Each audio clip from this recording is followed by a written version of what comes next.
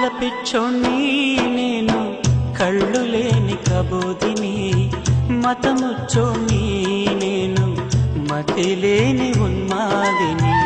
ప్రభుదేవా పరలోక రాజా, నీ రాజ్యములో నన్ను చేర్చుదేవా.